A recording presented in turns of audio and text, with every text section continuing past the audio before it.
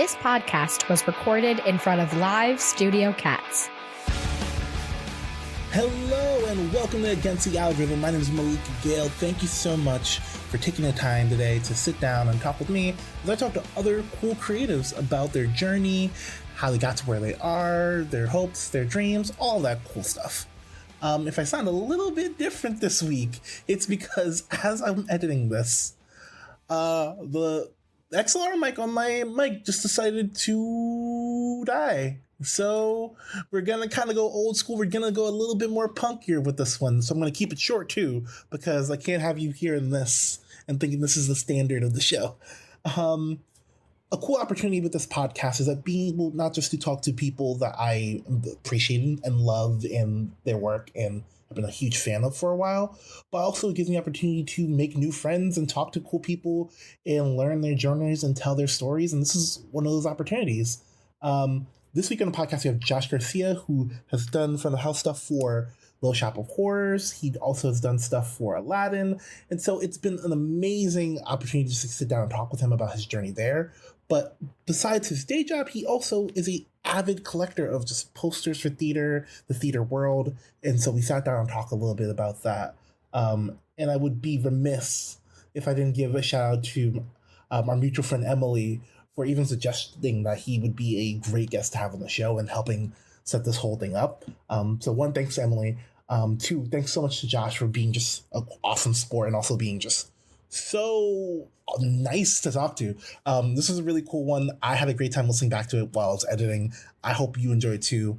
But with all that being said, I'm going to catch you back on the flip side with, the house cleaning stuff. But sit back, relax, and enjoy my conversation with Josh Garcia. Right now I have in front of me, a wide assortment of amazing posters, which we will get to and we'll talk to a little bit later. Josh Garcia, how's it going? It's going pretty well. How are you? Not too bad. When we first started talking about being on the show, we'll talk a little bit more about it, but you currently work with the current production of Little Shop of Horrors. Yes. And you talked a little bit about just having over a decade of going to shows, a decade of doing front of house work. You were like, hey, I have a lot of experience. I'm ready to talk. I can't wait to do my tell-all memoir down the road. And so I feel like with that energy, the only right question for me to ask would be, what would your tell-all memoir be titled? It would probably be, it's funny because I've always joked about it with a few people, but it would probably be something like, please, watch your step, or something like, or no photos, please. Something that would be very ushery, front of house language, something that a line or a phrase that people that worked with me or work in the same industry would be like, You're very funny. You're like, I see what you did there. Yeah, exactly. Something like that. Every time I feel like I think it's going to be a chunk or a certain part of my life, I'm like, yeah, that's what it's going to be called.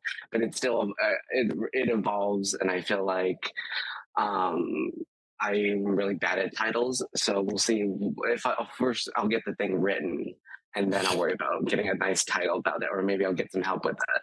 Absolutely. And I feel so funny to start this off by talking about a down the road memoir, but what age do you feel like you're like, okay, I am comfortable, seriously, legitimately actually writing this thing? I mean, I feel like I could have written it in pandemic, which is where I actually probably should have gotten it started, mostly because I feel like my career, my front of house career, up until that point, I was kind of its own little novella in itself, of just the combination of just stories I had from working the shows, and then just my own sort of handbook suggestions of things that I would do, stuff that I actually utilize, nowadays in my everyday going to work front house job. Absolutely. And so we talked a little bit about it here, and sorry if my hands are ashy. I keep waving it around and I'm already just like, that's going to annoy me. But you talked about a little bit about your career working in front of house, from Aladdin to Little Shop of Horrors, just being involved in theater. I feel like the first question want to ask, kind of like digging a little bit deeper into that, is everyone who loves theater has that show that was the thing that like lit a spark in them to say, okay, this isn't just a hobby, this can be a career. I want to do it. What was that show for you? It definitely would have to either be, because I feel like they're so connected in my mind, is either Rent or Wicked, mostly because I've a big Adina stan, if you couldn't tell. Yeah, If it was an audience, I don't like her at all, not a single bit. yeah. Um, Who her? I'm not a fan. yeah, I know what a niche, unpopular choice. Um, No, I think how it worked was is that Wicked was coming on tour through. I lived in Colorado at the time, through Denver, and she had always been like, when you're like researching these things or when you fall down the rabbit hole of these things, her name comes up a lot. You know, being the original Rent, and then also being in the movie, something that I could actually go to the video store and rent and actually watch myself her performance, and then like only hear stories. And at the time, a very, very janky YouTube with very, very awful quality clips is what we had. Yeah. And the cast album, things like that. So in my head, together, so the Adina bond, but probably Rent. Rent has always been a very, very important show that not only do I love, but also would love to do again. I did it once. I would love to do it again somehow. But yeah, I think definitely Rent. Nice. Who are you in Rent? I was Gordon. He is part of the ensemble, and he's the one that has the "I find some what you teach suspect" little line. Nice, nice. And I feel like we're kind of talking about Wicked. I know Rent was the one that you ended up inching out in this answer, but with it incoming, how are you feeling about the Wicked film adaptation? What are your thoughts? I have a lot. I have a lot of opinions, and it's so funny because I know so many people. Because if they see this, they're going to be like, "You can keep your mouth shut." And it's like, well, here's the thing. I've always been really worried. Okay, here's the thing. I love the show. I'm not one of those people that's like, oh, the people should only see the show or it should be a taped version of the show. No, I love the idea of a big budget Hollywood Wicked movie. Um, Obviously, that they've been saying that we've been getting for the last 10 years since I was in high school, long time ago. But here's the thing. I was on board for every single announcement when they first announced that it was directed by John Chu. I thought, beautiful, amazing, incredible. And they announced the cast. I was like, great, cool, awesome. The thing that really, really knocked me off the bandwagon, I'm really having trouble getting back on board with, is the fact that it's two movies. Yes. I Only because I can't, like, I know people are like, well, we don't want to cut anything. I'm like, well, they already don't cut anything in the show, and the show's 2.5 hours, 15-minute intermission. I mean, a 15-minute intermission, a year intermission, potato. Yeah. And like, I get it. Like, I've heard every single argument from my friends being like, well, now they can have stuff that they won't cut anything with the new stuff. And I'm like, yeah, but maybe there should have been some cuts from the show for the. And that's coming from me. Like, I adore the show. I love the show so much, but I also can recognize when a cut or two could be made here or there. For sure. Like, it is truly possible to have too much of a good thing. And yeah, no, out of all the choices I've heard for Wicked, that feels like just the strangest. Because I like, in my mind, I'm just like, okay, so we're gonna have Defying Gravity be the ending of the first one, and then that's it. And then like the other movie's just gonna be the rest of everything else. It's I try not to. I really hope that they prove me wrong, because I'd be very, very, very happy to be proven wrong and we just have two really, really good Wicked movies. But I'm trying to, and it seems like they, in interviews and just like the way what they've released, they haven't really justified to me why it's two movies, other than if we had just gotten a really good, solid one movie, them trying to justify a sequel or a prequel. I guess this is the better option. Yeah. To just get it done all right away and, have the one contained story. But we'll see. I'm nervous about it. I really, really am nervous about it. They have great people behind it. They have a beautiful trailer.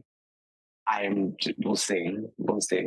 Exactly, yeah. And it's better to come in from this perspective of like cautiously optimistic rather than being super, super excited and then it not meeting the expectation you build up in your head based on just like years and years of having the show be a fixture in just like pop culture, theater.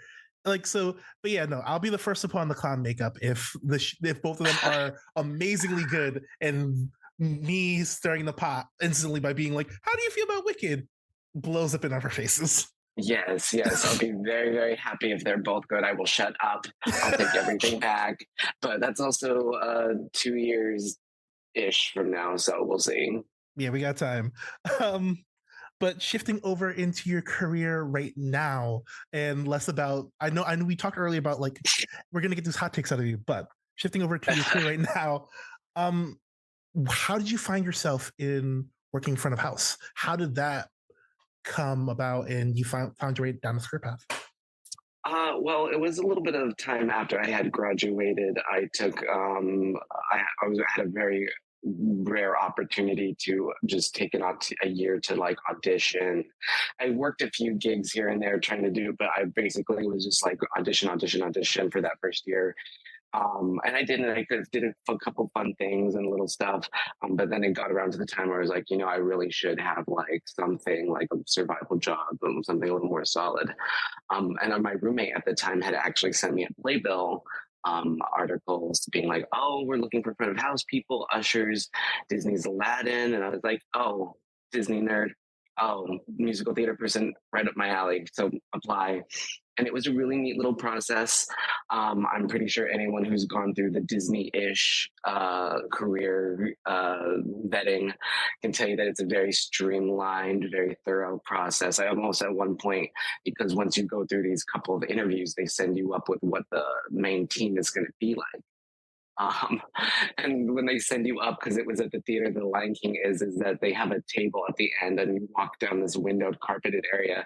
I felt like I was like doing like the walk, like when you get a call back for American Idol, and you have to like, walk down to the judges table, and you just like it's like either you have to choose to make eye contact and stick with it or not until you get right there.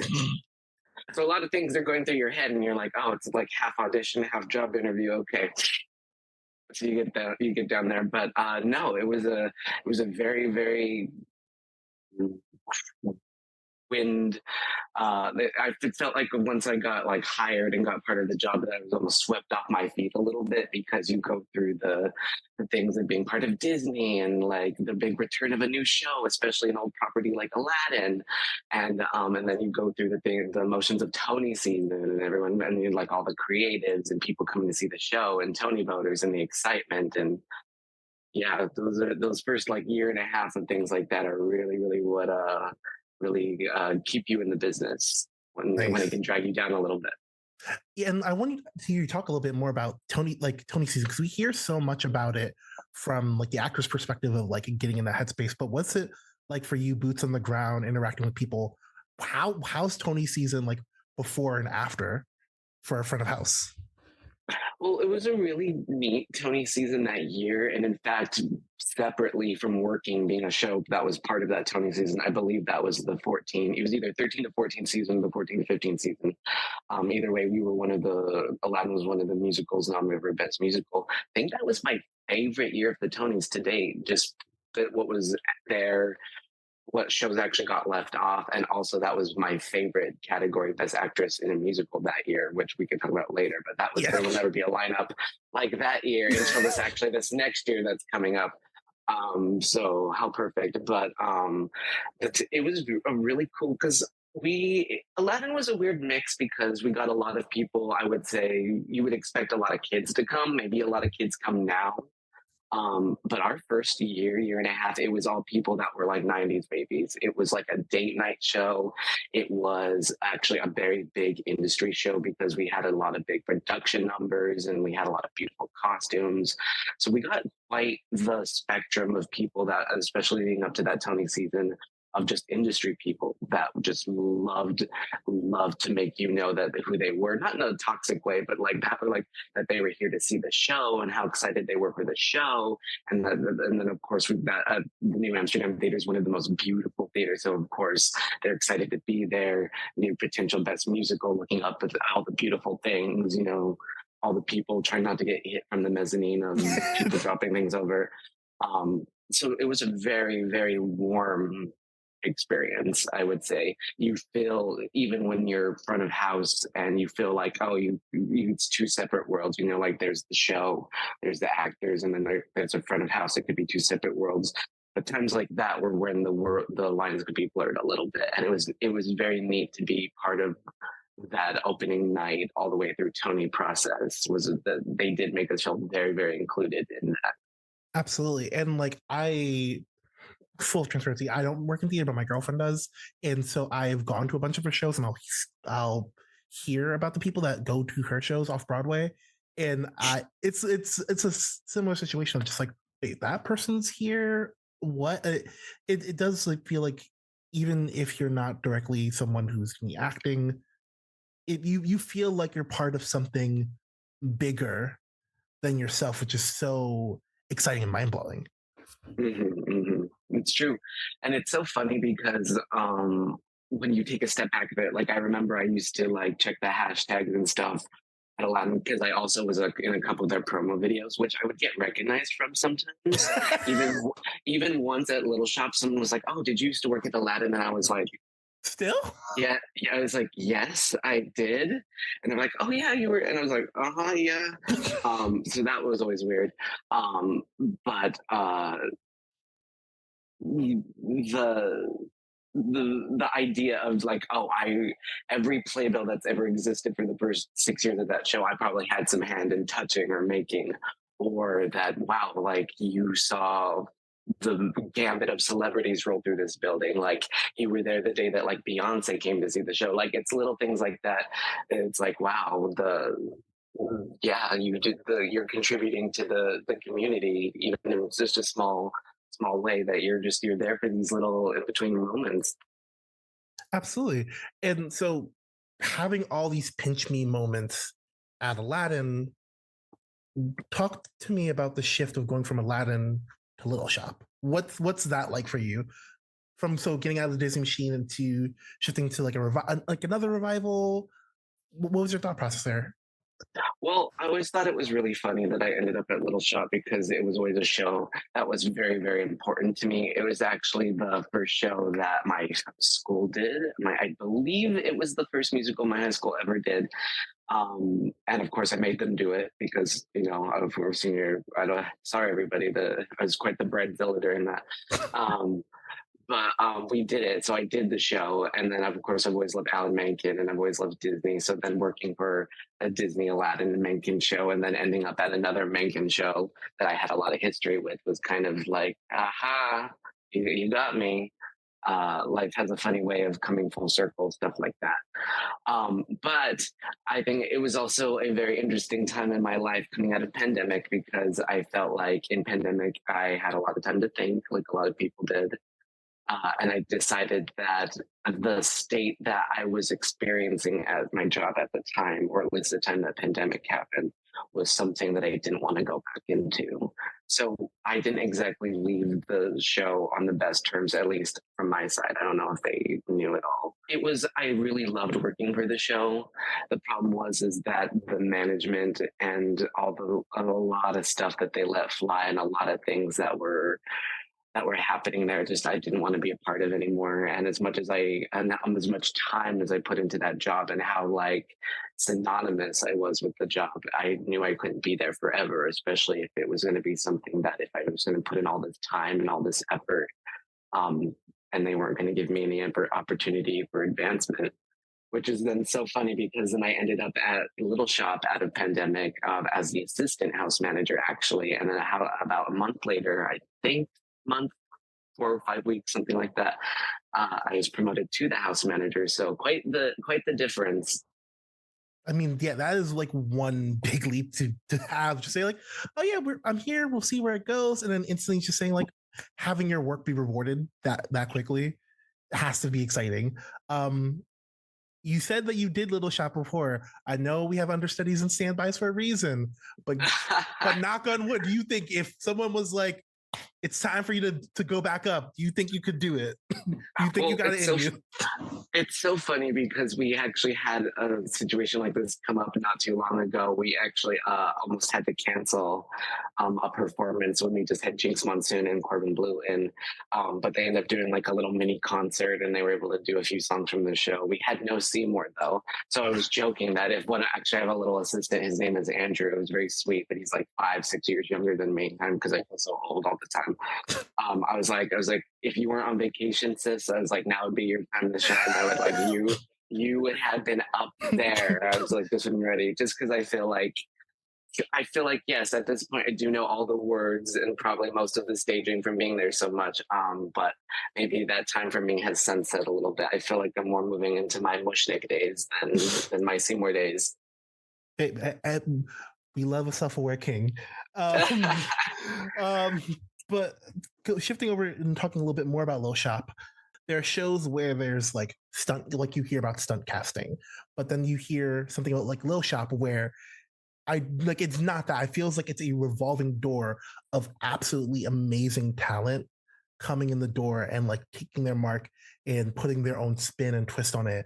Hearing Jinx Monsoon I've never seen the show yet, but like hearing about Jinx Monsoon doing the show, Corbin Bleu. I remember there was one time actually, like I think a week or two ago, I was walking like downtown and like Corbin Bleu was just jumping rope right in front right in front of Little Shop, and I'm like, wait, what? But how does it feel to be like kind of have a front row seat, for lack of a better term, to this like revolving door of just constant talent? Well, I thought I used to think that like the fact that as a living in Manhattan private citizen going to see all the theater things over the years, I thought that part of my life was super, super lucky. And I was like, wow, the things that I've got to see just through that lens.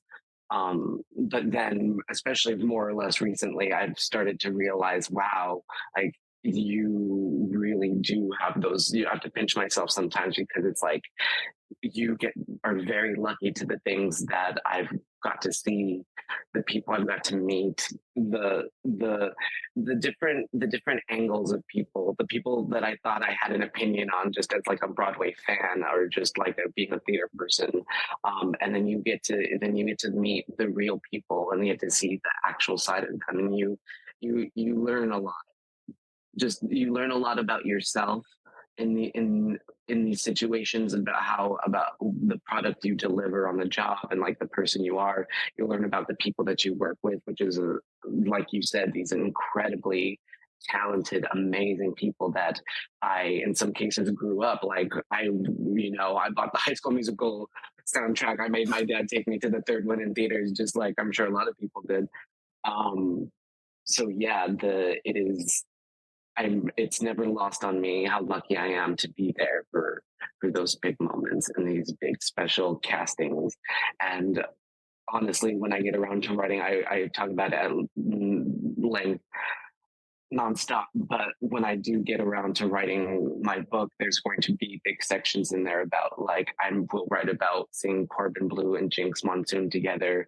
Like I'm sure people talk about like Julie Andrews seeing the original My Fair Lady. Like to me, it feels like that level of this is history being made here, and how special is that we in this tiny 270 seat theater get to experience that.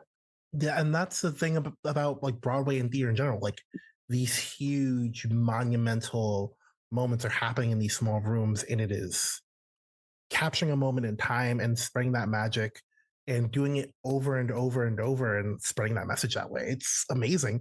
And so it is awesome to be able to to kind of have yourself have a front row seat to it. Is there anyone that you met or anyone that's come through?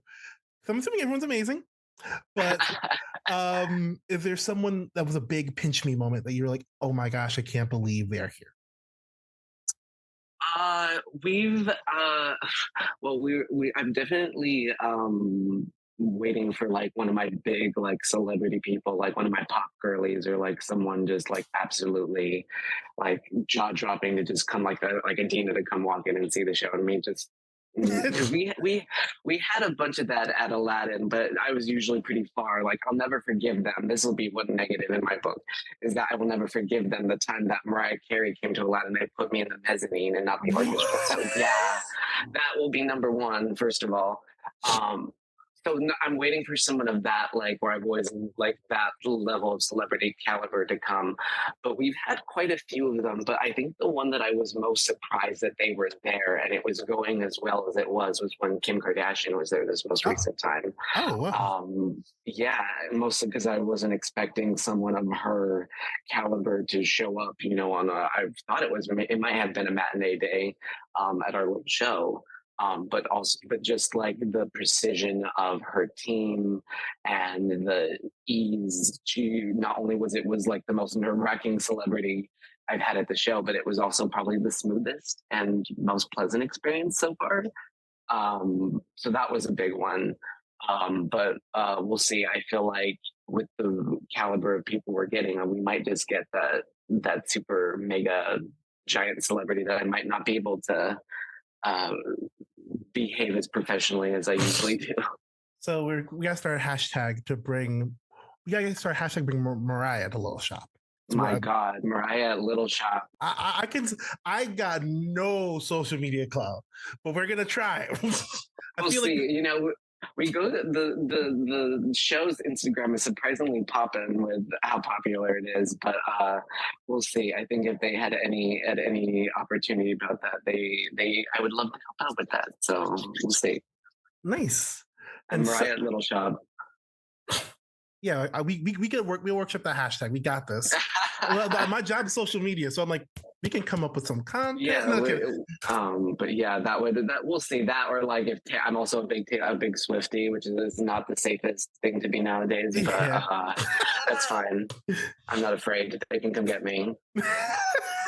Very clearly, from the podcast is a audio medium, but this would probably be a clip on social. But behind you have a variety of collection of lovely posters from shows, a few from Idina Menzel. So I wanted to talk a little bit about your experience. Where did that spark come from, collecting posters and also getting them signed? Like, where did that come in for you? I think I always blame my mom for all my collecting urges and fetishes, mostly because she, from a very young age, has always loved magnets everywhere. People go to a trip, she goes somewhere, got to commemorate, grab a magnet, they're everywhere. Love it. She also was very encouraging, like back in the day when it was like McDonald's had like the 8 pieces of the Pokemon toy and you have to collect them all. And of course I needed to collect them all. And I usually did so, but I've always before Broadway, especially Broadway specifically autographs, or my thing was I was a big autograph collector. Back in my little tiny hometown in Colorado, I did a lot of fan mail. So I would send a lot of fan mail, and depending, I would sometimes get a response, sometimes get the occasional headshot. So that was always my thing, is that I was sending out fan mail and stuff. And then when I moved to New York, I discovered amongst my peers who had been singing theater for years, and they're teaching me everything. And so they taught me things about like the stage door, and me going to my first couple shows. I always loved the posters. I've always loved just like papers and mediums, because clearly I have a million things of other things. I'll have to send you a picture of my Taylor Swift wall eventually. I'm ready. But I always loved the concept of that. Every show usually had a poster. They were full color, because sometimes the playbills were in black and white, which I did not always agree with, but the posters were always in full color. They were always $20, and it was something to get signed. And I was bitten by the bug bad. Really bad. In fact, I think it was my roommate in conservatory that had a Succeed poster with Daniel Radcliffe when we went to go see it. Oh wow! And he was and he had it, and he was like super proud of it and displayed it. And I was like,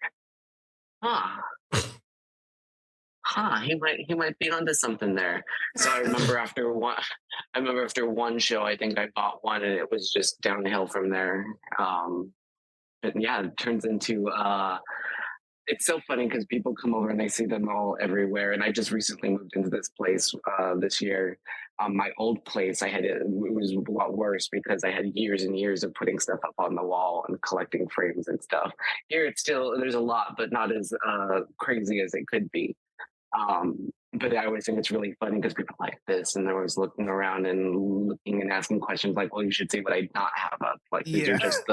these are just the frames that I can afford right now." So at a certain point, you like someone walks in, you're like, "Welcome to the guided tour. Here's your pamphlet." And well, it was so funny because I had a roommate one time that his friend was like really interested in theater, and so one night I caught him in the hallway. Something we were chatting about something because I had a bunch in the hallway, and he's like, "This is amazing." I was like, "You ain't seen nothing yet." So I brought him into my room, and I pulled out this big like Tupperware bin that I had been storing them in at the time, and I was like, "This is all of them." And he just sat there on the floor, like 1 a.m., just flipping through them, being like wow, yeah. And I was like, yeah. You're Yeah. more generous with your time than me because if at 1 a.m. I'd be like, "I have a bunch. I'll show it to you tomorrow. I'll send the photo. Don't worry about it. I got them." Well, But and also it comes from me being very, very proud of my collection, but also like a horrible, horrible case of insomnia most of the time. So I was very, very happy to chat. absolutely. So in terms of like stage dooring and going to get poster signed, what's your perspective with that when like working like being part of staff on shows and being front of house staff, like how does that influence how you go to stage door, how you interact at stage door? Because you're in the industry, but Mhm. so how do you what does that look like for you? Well, for me, especially now, because I don't get to do it super often, with me being at work most of the time, I still do it sometimes. And especially, I think what was the last one I was just at? I think I was just at Illinois on Oh, Monday, nice. which is nice that some shows will have Monday shows that I can get to like that. But my rule of thumb has always been try not to be weird because there can be a lot of that. And I don't judge anybody else, like what they do and what the stage door is like for their reasons. Sometimes they're there to just talk. Sometimes, that's their own deal. I try to be tolerant and respectful of whatever people's deal is. But for me, my rule of thumb is like always try not to be weird, not to encroach, be polite, be patient, not be rude. Just be attentive. Just behave the way that you would want to be greeted if you were on the other side of the barricade. Um, I try not to get too mixed up into the stage door politics, which is very, very controversial message boards here now and then nowadays. I think that there's perfectly nothing wrong with it as long as you're being respectful. Because for me, like if I was waiting for somebody, because I would have to go back multiple times for a certain show or a certain thing or a certain person. Obviously, I went back multiple times for her. Most of the time, I did see the show though. Um, most of the time. Most. Uh, but I was very polite every single time. But like a lot of the time she didn't come out and people would like flip out and I'm be like, yes, I get it. Like you might only be here tonight because you have to fly back to Ohio tomorrow. I was like, but like this is extra. This isn't part of the ticket price. This is something else. And I could never get upset for something like that because I always can come back. I live here. I've always accepted that like if it's something I want, I'm gonna have to work for it and like probably come back and wait another hour or two, whatever. But like some of these people, man, especially some of the people that I've had to deal with at work, Oh, just some of the entitlement is oh, really interesting. Yeah. Especially when a lot of the people will go above and beyond to like give it somebody, even if it's not the full stage door experience, they'll like do a little something, maybe pre-sign a few things, and people just still aren't happy with stuff like that. And it's really disappointing, and that's why I have to kind of keep my mouth shut and be like, "Well, this was me. I'm very happy," but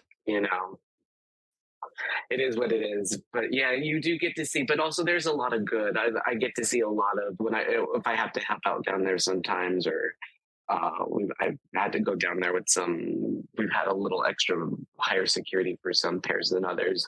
I like to keep eyes down there. But we do have really, really good crowds and really good audiences most of the time at Little Shop. And I think pretty much everyone that was waiting for Jinx and Corbin really, really got the best of them too recently.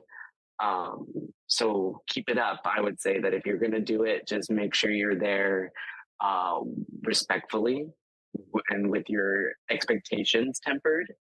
And always also bring a pen, because if you want an autograph, you better have a pen, because they're not always going to have a pen, and that's not their fault. That's your fault. That's true. They did the That's show. They're on their way out. that's my number one tip for anyone. Stage door New York. If you want an autograph, you have to have the pen. And honestly, I'm glad, because one of my next questions is literally going to be like, what are pieces of advice to give to someone who wants to stage door more? That number one, yes, have the pen. Um, Piggybacking off of that, which is very specific, if you have these metallic ones, make sure you test them, because mine 99.9% of the time they're awful. Oh, So get a blank piece of paper, the back of a playbill. You test those ones. They're beautiful when they work, but make sure they work. The silver ones almost never work. I would recommend a gold or bronze. Those ones usually hold up really good. I wouldn't bring more than one. It depends on the person. I have been very ballsy and asked people like up to 4 to 5 things, depending what it is and how many things I've had for a person. Yes, yeah, but also includes like the thing from the show that I saw that day. I always will lead with the thing that I bought or saw from the show that day, and then like for example, for Adina, I always would have something. If then I would see the plate of the show, one of the show posters, and then I would have like something Wicked or something Frozen, something else, something to show that yes, I respect the show that you did today, to show the word new material that you're working on, but also I have this other thing that you are also very famous for, and they're usually more than happy to do it for you. nice. And like, and kind of going back to stage door, I used to be a massive. I'm not used to be. I am a massive emo kid, but I was used to be a massive Panic! At the Disco fan.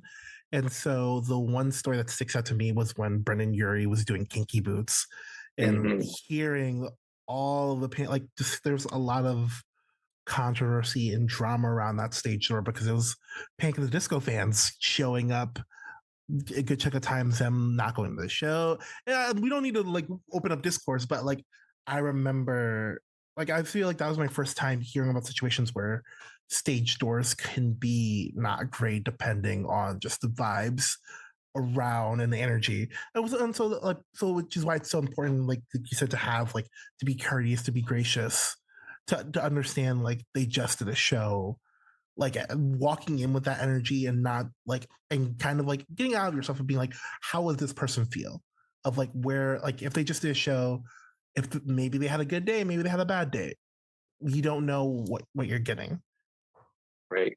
I've always found in my experience that even with if there was a lot of people waiting or the crowds were very big, that if they were calm, very respectful crowds, they're more likely to spend more time out there and go down the line and do both sides, things like that. I've also been over the years that I've seen a lot of shows implement rules that you will need a playbill or a ticket from that day to get to like a certain side of the barricade, and then the other side they have for people who wanted to wait, the autographers and people like that. I never minded rules like that, mostly because I would go see the show most of the time Yeah, and then wait around. Um, but it also depends on the person who's coming out, like what their commitment level is to it. People like Neil Patrick Harris and Daniel Radcliffe would have like the see the show rule, because they knew that they were going to go out there and probably spend a lot of time, and be respectful, because they know that they're going to attract both audiences, people who want to see them after the show from buying a ticket to the show, and then also just their general audience that might wait for them. So I think it really depends on the person, because if a person really doesn't want to spend that much time out there, they're just going to be like, well, whoever's out there, I get to out there, I'm going to go. And sometimes that's how it is. And that's what we as audience members and stage doors just always have to remember, be like, sometimes you get lucky and sometimes you don't. sure. And that's it. So I have one last question about posters, stage stores, and this one might hurt, but I feel Oh like it's an God. important Okay. one. Whenever there's some sort of like, if you're a concert fan or if you've gone to theater, production, there's always a thing of like, there's that one show that you just missed and you regret it. What's the one show that, like, in the back of your head that you're just like, I wish I got something from that, or I wish, like, how did I miss that? So I have to make peace with a few shows anyway, because most of the time, every show will get one, but sometimes some of them will not get them, and I will hold that as a grudge against that show forever. Not really, but like always be in the back of my head. I'm like, oh yeah, they didn't make a poster for that show. But I don't think that I've ever had like a super regret, at least at a Broadway show, because most of the time I'll be like, even if I don't want it, I'll buy it that way. So if I would rather spend the money and have it and then regret it later. But I do have one big regret, and it actually is related to this, is that at Adina Menzel, she did, while she was doing If Then, she did a one night only at Radio City Music Hall. And I did the fan pre-sale. I sat in the orchestra. I had an incredible seat. I remember me and my roommate, we walked in and we saw the merch, everything, and I was like, "Oh, do they have a?" And they had like a poster, but it was like a traditional like world poster, something that I wasn't super into at the time, and it wasn't the window card size. So I was like, "Oh, it's not really a poster." Yeah. And I had to see If Then still, and I was like, "So I've got to buy those too." So I was like, "Ah." And so like I was like, whatever. So we went and sat down, we saw the show, and then at the end I was like, maybe actually I will go buy that on the way out. And of course they were sold out. So to this day, ever so often, if I'm like up at 3 a.m. and it'll cross my mind, I'll be on eBay and I'll be searching keywords, Adina Menzel, Radio City poster. I know they exist. I've seen them, that people have them, but that one will always be my Moby Dick, my white whale. So we're gonna put in a misconnection ad on top of this podcast to be like, hey, anyone has this poster? And again, like I said, maybe it might be the thing that finally puts you in front of something. We'll see. That would be a very, very nice one to check off my list, but also then I'm going to have to find more room for it. So we'll see. It's better always find more room than to That's not have true. I'd rather have it and then not put it up and then not have it. This is true. So, and I mean, I was thinking of a question. Before we get into the lightning round question, I'm like, you have such a wide collection. Would you ever like give it to a museum, like showcase for like a limited, like there's like the theater museum? Like, would you ever do some sort of thing like that to like liminally like loan it out for a little bit? Or how do you feel about your collection and like keeping it and maintaining it? I mean, I feel like I don't know if I would ever sell off any permanently. I feel like I have too many stories and too many memories attached to like every single one. As awful as that sounds, that I feel like I probably could pull one out and probably tell a story about. That's either the show or something that happened to me at the show or something involving the show. So it's almost like little like time capsules of like my theatrical career of just seeing shows. I do get compared to, it's so funny because our mutual friend Emily, there's always me. There used to be these walls of posters at the Marriott Marquis. I don't think they're up anymore. There used to be right by the bathrooms. There used to be, and so when people would come over, I'd always get that comparison.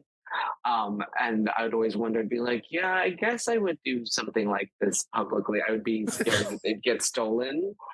So I'd be like, well, I would have to own the property. So like if I ever own the Marriott Marquis, maybe I would display my collection there. I guess it also would depend. I don't think that a lot of people would be interested in my collection as a whole because it's probably pretty modern. But some of my more like fancy classic pieces, things that I worked really hard for, more than my more rare stuff, people I feel like might be interested in on like a piece by piece basis. Maybe it would depend. It would have to depend where and like what. Like if there was like an Andrew Lloyd Webber celebration and they wanted some like rare pieces, I would consider it. But probably definitely not anything permanent. Like I tell people all the time, I was like, check the will, check the estate. Someone's probably getting something. These ones are being in my casket, so don't let my mom try to hide stuff from you. Okay, wait. Which one's going in the casket? Two of them are going in my caskets. First of all, is this one, which I don't know if you can see very well. It's all over my Instagram. This one is actually one of the ones that I work most hard on. It's my every Elphaba / OBC Wicked window card. Ooh. So it's got almost every single Broadway Elphaba, few famous tour ones, a bunch of Glindas. OBC, it's got Adina, Kristen, Joel, Stephen Schwartz on it. Shady, I almost had Winnie Holtzman, book writer, but she actually told me no at Wicked 20 this year. She was taking pictures and signing things for everybody, but she told me no. So, but whatever, it's fine. It's fine. Room for more other people in there. And then the other one would be my Evita window card, which is one of the rare 1970s ones, but mirror foil. And I actually have Mandy Patinkin, Patti LuPone, Hal Prince before he died, and Andrew Lloyd Webber on that one. So those two will be going with me to the afterlife, forever and always. I feel like those are two really solid ones to like ride off into the sunset with. So we are wrapping up our journey, and I have a few lightning round questions. I call them lightning round. You can answer them as long as short as you want, but just kind of the last few questions that are not related to anything we've talked about for the last 45 minutes. Okay. The first one is this is a theater, very New York. I'm wearing a New Yorker's hat. Very New York podcast. What's your bodega order? My bodega order is usually two liters of Diet Pepsi, a Snickers bar, and a medium bag of crunchy Cheetos. And that order probably usually happens on the way home from work, probably at least twice a week. Nice standard one. Nice classic. I'm trying to remember other ones, like because mine's is not too bad. It's a Sausalito turkey, egg and cheese. No, egg and cheese. No, Sausalito turkey and Swiss on like a hero. Everything on it. Doritos, Coke Zero. I'm set. So this one's random. Would you rather fight one dino-sized chicken or 10 chicken-sized dinosaurs? I think probably 10 chicken-sized dinosaurs. Okay, I mean, yeah, because you feel it's like I was worried about the claws and the teeth, but I feel like you can outmaneuver that pretty. Yeah, exactly. And like that's when like props come in, like an electric appliance. Like, if it's just one big one, that's a little more trouble. But like the little ones are a little more doable, I think. Absolutely. And so with this, the last one to round out this journey is for the whole season. A cool thing I want to do to kind of connect everyone who's doing the show is to make a little mixtape, which is just a Spotify playlist of all the song choices from guests, including and myself. But what do you want to add to the mixtape? What's your mixtape song? It could be anything you want as long as it's on Spotify. Well, it better be on Spotify, but I would probably pick "Seasons of Love" from the original Broadway cast of Rent. That was the song that I auditioned my musical school with. It's a song from one of my favorite shows, and I think it is a very powerful anthem for the Broadway community in general. I feel like that is such a very strong choice, and it really does encapsulate everything we've talked about today, and it feels just like the perfect choice. And with that, I will have to say, Josh, thank you so much for being on the podcast, coming on. I know this is one hell of a way to meet through mutual friends, to be like, hey, talk to me for 45 minutes or talk to me for an hour about like your job, like your posters. But I appreciate it so much. Well, I really appreciated being on, and it was nice to go down with the road. And that's it for my conversation with Josh Garcia. Thank you so much again to Josh for sitting down, taking the time and talking to me. It was such a treat. I feel bad that all of you in podcast land can see the massive wall of posters, but I feel like we'll figure something out, or you can use your stretch of imagination to think about it. We didn't have a plug for that one, so I feel like the biggest plug we can say is go out and see a Broadway show, or realistically, see Little Shop of Horror. Like, it's amazing. I haven't seen it, but Alex has, She has nothing but nice things to say about it. It's such an amazing show from what I've heard. So yeah, go check it out. But if you like what you heard here and you want to stick around for a little while longer, please be sure to follow the podcast on whatever streaming platform you're using. So Apple, Spotify, YouTube. Click that follow and you'll get a fresh episode in your inbox, hopefully every Monday. We're making sure that we're going to keep to that mantra this time around.